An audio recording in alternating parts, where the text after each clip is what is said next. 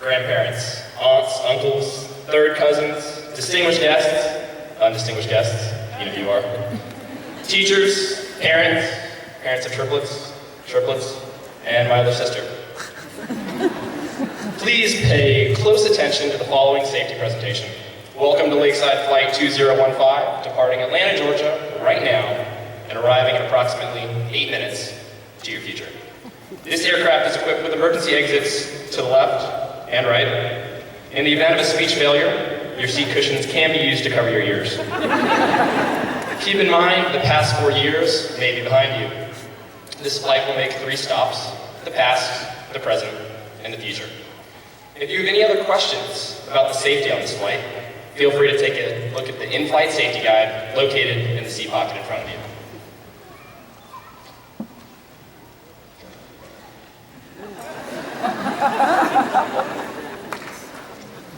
Now, when I began writing my speech last night, I started by consulting the ultimate authority, WikiHow, because I wanted to write an amazing speech. After all, these are the best days of our lives, and today is the first day of the rest of our lives. WikiHow's step number 1, avoid all cliches. Oops. Step number 2, acknowledge others. I'm on. As I stand here today, I am representing our entire class. If I may say so myself, they're pretty awesome.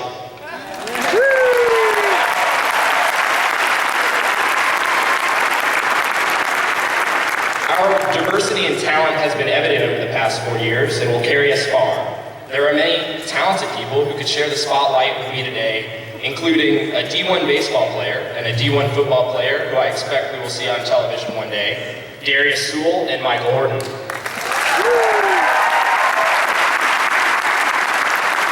One of the most talented actors in Lakeside's history who will be studying drama next year at Yale, Mr. Seth Gregson. More than 14 of our classmates who attained the highest achievement in scouting, becoming Eagle Scouts. The talented winner of the Miss Lakeside pageant, Tracy Moore. Her lighting designer wasn't half bad. One of the smartest people I know, our star student, Jonathan Yeager. A passionate individual who created her own program to work with intellectually disabled students, Sally Choate. And 6 of the bravest, most dedicated individuals, Bryant Correra, Eric Serrano, Joshua Bryant, Dwayne Payton, Keon Ware, and Holly Snipes, who have enlisted in the armed forces to keep our great nation safe.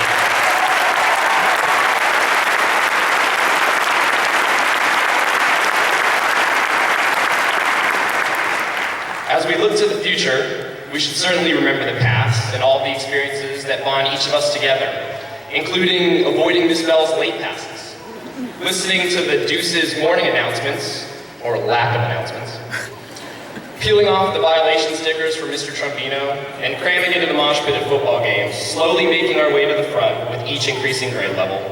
And I'm sure we will always remember our Vikings chant. I do want to talk seriously, for a brief moment, about a theme that has been important to me and I hope you might find useful in the years to come. Although it might seem more appropriate in a speech about the future to be talking about success, instead, I'm going to focus on failure, because failure is all around us. Which leads me to the audience participation part of this speech. I would appreciate a show of hands of how many of you have ever failed at something you've ever tried. Ever. Yeah. See? It's all around us. But that isn't necessarily a bad thing. What matters most is how you get back up after you fail. And getting back up is what leads to some of our biggest successes. My first example is the iconic Michael Jordan. Did you know he was cut from his high school basketball team because his coach said he wasn't good enough? Now, I know many of you, including myself, may not be able to relate to an athlete the caliber of Michael Jordan. But one day we might relate to this next person. At age 64, he retired from his job and received a $105 retirement check. He was at a crossroads in his life. He could either retire broke, living out his golden years in poverty, or he could start fresh. He made a decision to go for it and set out to sell his chicken recipe. He was turned down over 1,005 times before he found a restaurant to use it. Most of us can barely imagine 1,000 rejections. Colonel Sanders never gave up, regardless of the opinion of others. The rest of the story is KFC history. Have you ever been told that you're not good enough? One day, a 4-year-old kid came home with a note in his pocket from his teacher. It said, "Your Tommy is too stupid to learn. Get him out of the school." His mother read the note and answered, "My Tommy is not too stupid to learn. I will teach him myself." And that Tommy grew up to be the great Thomas Edison. Edison had only 3 months of official schooling, and he was partially deaf. He failed approximately 10,000 times while he was working on the light bulb, without which you could not see my striking features on the screens in this room. While these vignettes are both interesting and motivational, many of them may already be familiar to you. So I will now share 2 more short personal stories about obstacles and challenges that you probably haven't heard. In 6th grade, the predicted odds of me succeeding in high school were slim to none. Let me explain. That year I developed constant headaches that prevented me from thinking, attending school, or playing sports. In fact, I missed 80 of 108 school days that year due to my illness. 10 more than I usually do. That's correct. Eventually, we learned that I had a virus in my brain. Although the headaches finally stopped, I found myself back at the 3rd grade level for reading, writing, and arithmetic. While most of you were learning geometry, I was having to relearn my multiplication tables. There were many times I thought I could never catch up and I just wanted to quit. But the help and encouragement from those around me helped me keep working and persevere. You will have tough times in your life, and I know many of you already face obstacles every day. But if you lean on your friends and family during these times and set small goals along the way, I have faith that each of you will come out stronger on the other end. Now, this next story relates to a girl very close to me. This person really loves the game of baseball, more than softball, more than basketball, more than golf, even more than tennis. She played Little League and was typically the only girl on an all-boys team. She worked hard, even enough to make the boys' middle school team, and even made the JV baseball team her freshman year of high school. The next year, however, she was cut from the team because the coaches didn't want a girl on the team. In spite of the setback, she played on travel baseball teams, continued to refine her skills, and this person could not be here today because USA Baseball, in partnership with Major League Baseball, has flown her as a member of the top 36 women's baseball, not softball, but baseball players in the United States for a final workout before competing at the Pan American Games representing the United States of America.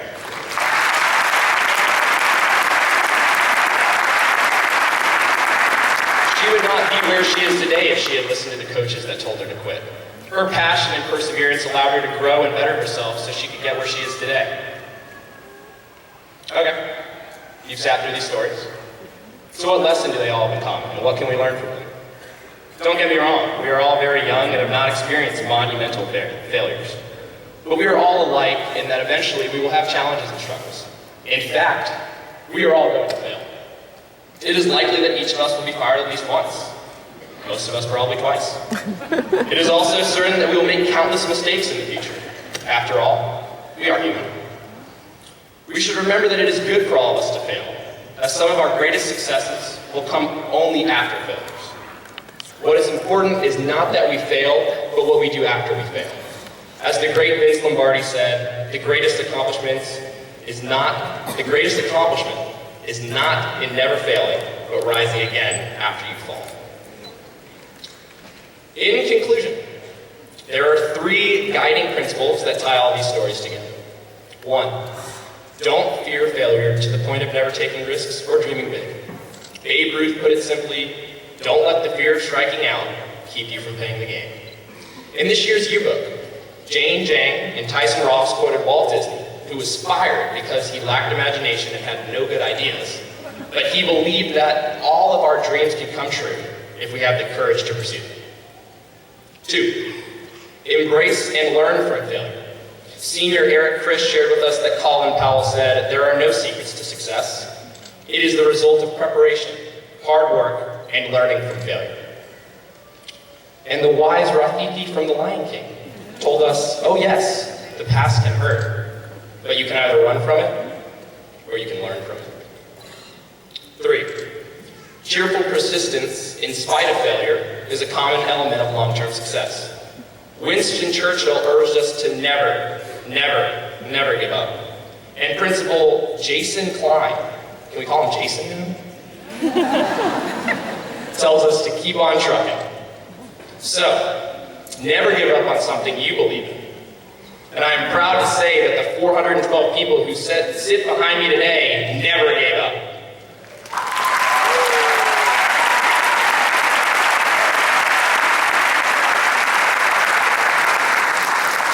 To conclude my conclusion, I wanted to reflect on the words of Gene Kranz, the mission director of Apollo 13.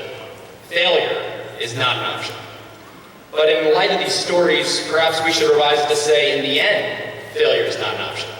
But along the way, it can motivate our greatest accomplishments. We must not fear, but must rather embrace our failures and welcome them as opportunities. If my remarks today motivate even just one of you to fail, and then to succeed, then I have accomplished part of my goal. And I know a lot of you are concerned about your future, but there's no need to worry. The economy is booming, the job market is wide open, and despite what you might have learned in AP Environmental Science, the US Senate says that climate change is not caused by humans. We'll be all right. Now, to conclude my conclusion that was not previously concluded, my final advice is to follow your passion, stay true to yourself, never follow someone else's path. Unless you're in the woods and you're lost, then by all means you should follow that path. And if you don't remember anything from my speech, remember this quote from Dr. Seuss. You have brains in your head, you have feet in your shoes. You can steer yourself any direction you choose. In closing, I'd like to thank and acknowledge the mentors, role models, classmates, and civilians that helped me make me who I am today, and without whom I'm certain I would not be standing here. My mom, my dad, my sisters, Lauren, Stephanie, Allison, O, and Suzanne, my girlfriend, Emma Schaefer, all of my friends. Madison Bailey wanted to shout out, there you go. Ashley Graham wanted to shout out, there you go. Chandler Lawrence, hi. My travel coach, John Hollins, my batting coach, Howie McCann, my pitching coach, Bill Melvin, Principal Klein, The Deuce, Susan Weibel, Jonathan Yeager, and my dogs, Danny, Sweetie, and Bella. Thank you, all of you, for your attention, and please remember to place your in-flight safety guide back in the seat pocket in front of you.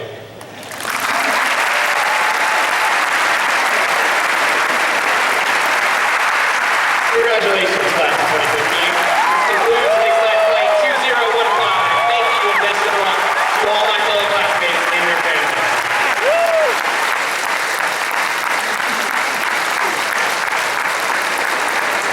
Good job, baby.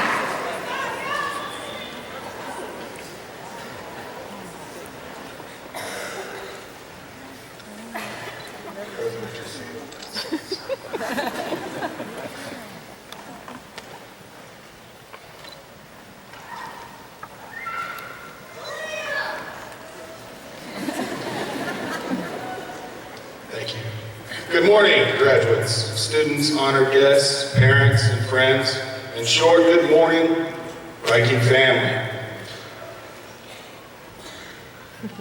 This is always so awkward talking here, but talking to the graduates, so know that my head is this way, but my heart is that way.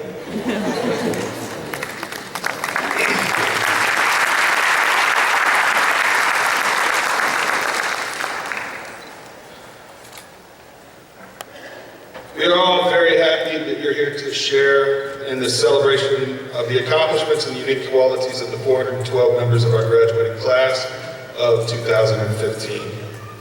Before you sit the culmination of half a millennia of education. Think about that. Half a millennia, 5,000 years of education sit on the stage behind me. It represents over $5 million in college scholarships,